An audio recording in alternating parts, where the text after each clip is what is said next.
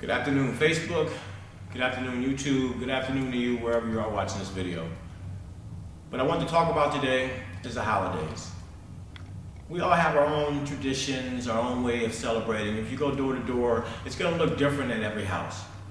I think one thing that we all have in common is that at the end of the year, when we close the year out, we do some reflecting, we analyze.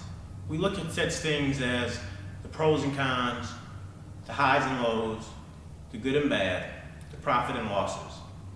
We take this information and we use it to formulate new standards or resolutions.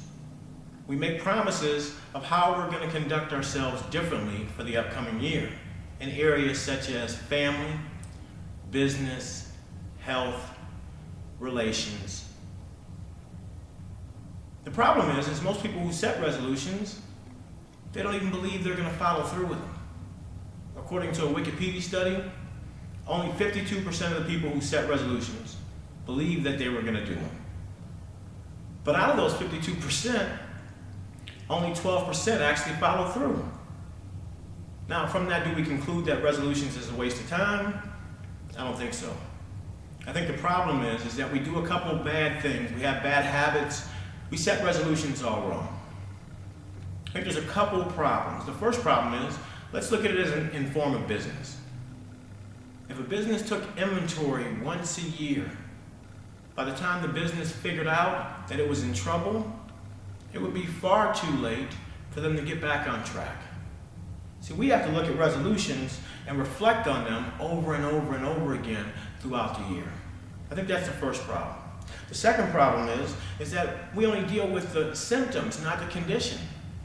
We don't change the mindset. If I have a cold and I go to the store and I buy cough medicine, it may improve the cough, but it's not going to improve the cold. See, if I use the example of exercise, we say we're going to start an exercise program, and that's as far as we get. Albert Einstein once said, the same mindset that was used to create the problem cannot be used to solve the problem. Which means that we have to get new information. We have to change the mindset. We've all heard the term insanity is doing the same thing over and over and over again and expecting different results. And that's how some of us set resolutions. We don't change the mindset at all. The commitment doesn't change. The third thing is we never fully commit.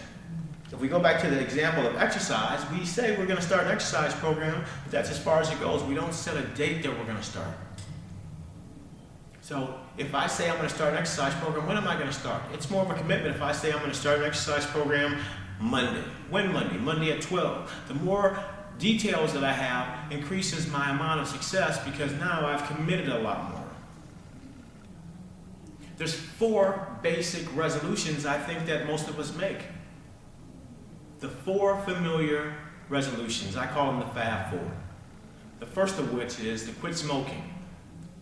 If you don't smoke, it may be to quit eating cookies, or to quit eating chips, or to quit eating ice cream, or to quit eating breads, or a very degree of things. But we'll pick quitting smoking because that's generally the thing that most people have a problem with.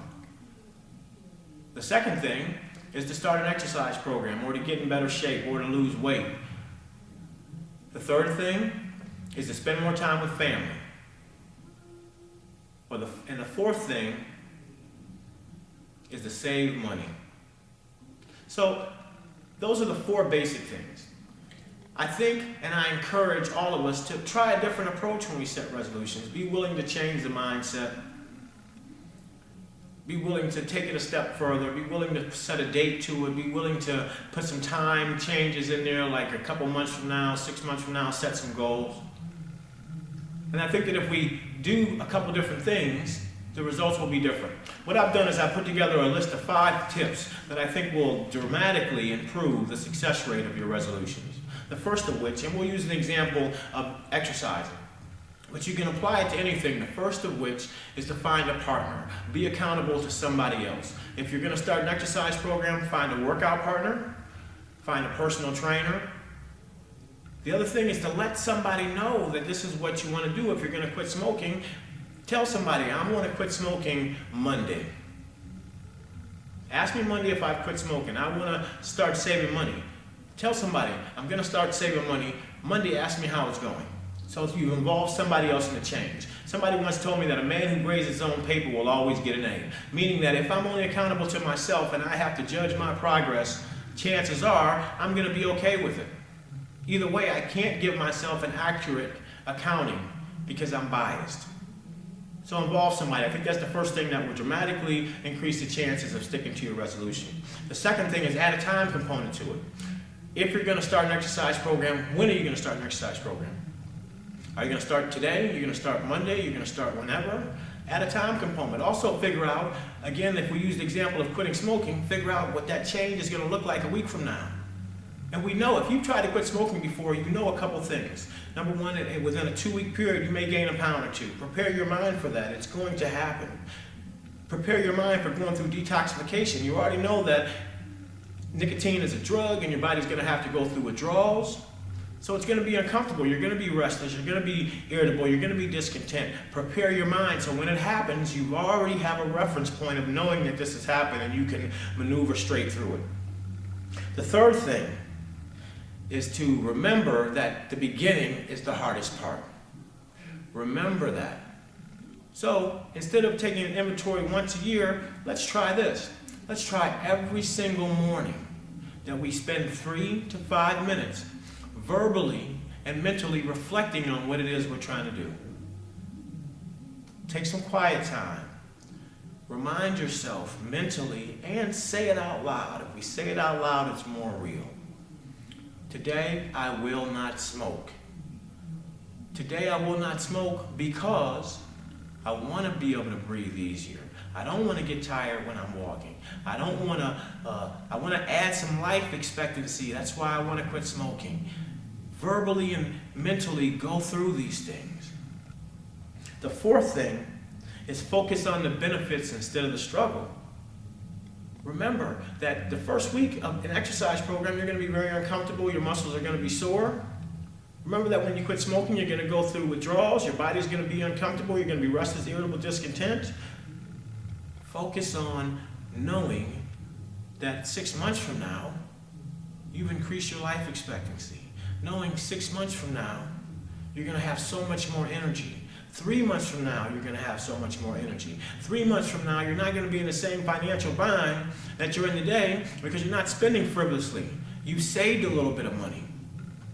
And the last thing, the fifth thing, and the most important thing, start today. We always tell ourselves, I'll start tomorrow, and really, tomorrow never comes. Today is the only day that you have that's guaranteed and is real. Start today.